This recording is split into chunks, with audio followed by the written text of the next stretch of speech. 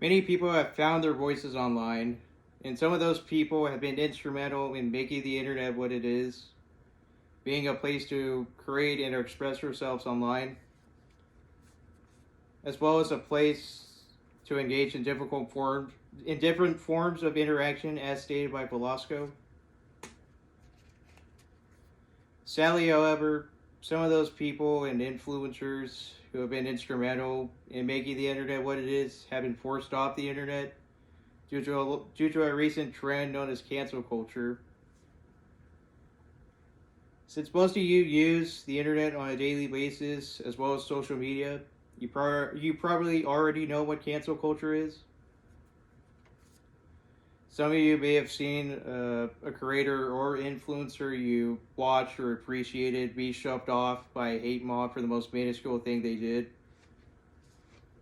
And I've seen too many people be blamed for something slightly controversial they did over 10 years ago, or someone being accused of something, then being berated by it, only for it to turn out that they were innocent in the end. Cancel culture ruins the internet as it can shatter lives and careers, sometimes in an instant. It tries to strictly limit what we could do or say online, and overall, it brings out terrible human behavior online.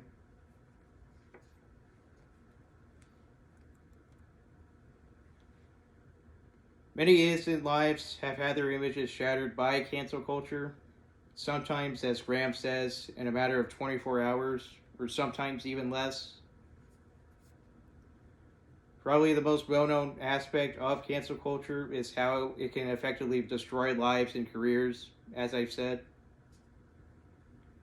The biggest case of cancel culture was with Johnny Depp, and the accusations of his abusive relationship. For over 4 years, Depp struggled to defend his case. He lost his role in the third Fantastic Beasts movie after Warner Brothers executives told him to drop the role based after the allegations were revealed. And he is now worried of people seeing him as the abuser, when in fact, he was rather the victim. Another horrible case of this goes back to 2016 on YouTube.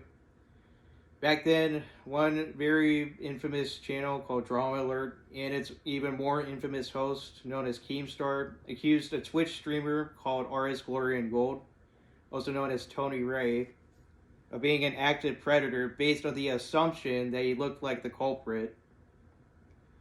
Following the accusation, Ray was bombarded with hate mail and death threats, so much that in one live stream he emotionally began to break down, trying to defend himself.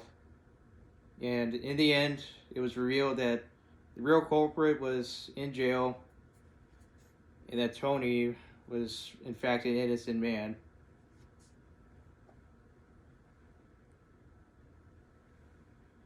With the landscape of the internet constantly changing, cancel culture has now severely limited what you can say or do online.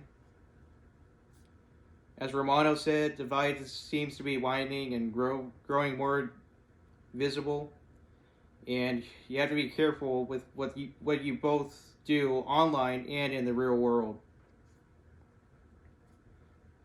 Comedians tend to have a bad rep as being a punching bag for cancel culture. Very well-known comedians, Dave Chappelle and Kevin Hart, have had backlash thrown at them, sometimes even having their shows canceled over something slightly controversial they said years ago.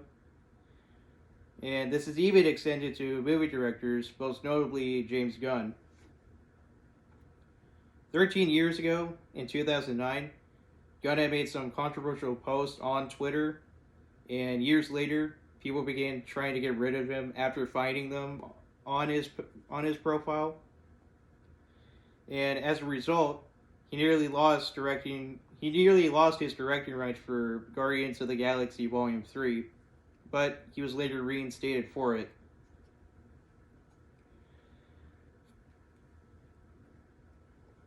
Finally, cancel culture brings out horrible human behavior. As people obsess and trying to find something to call a person out on it, as I believe if it appears in the media, then it must be true. Essay by Dershowitz. As for the many examples throughout the speech, many people are often ridiculed for something done sometimes a lifetime ago.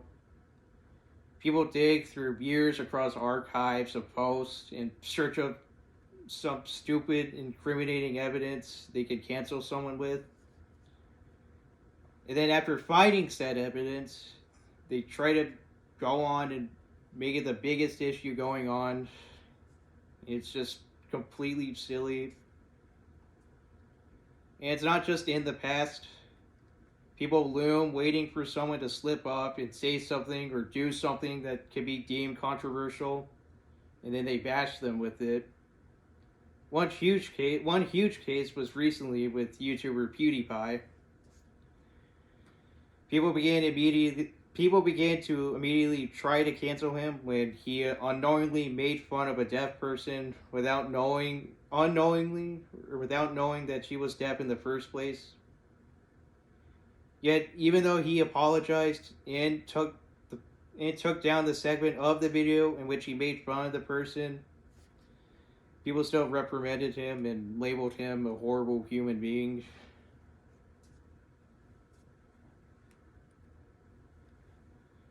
With the internet and social media change by cancel culture, perhaps in some years it could change again, hopefully for the better. Cancel culture is detrimental to the internet as it ruins innocent lives, has limited our voices on the internet, and overall brings out terrible human nature. In time, hopefully, this toxic environment will begin to break down as more and more people speak out against it. And the internet can go back to its roots in being a place of expression and creativity. And with that, I thank you, my audience, for listening to my speech covering cancel culture. Thank you, and goodbye.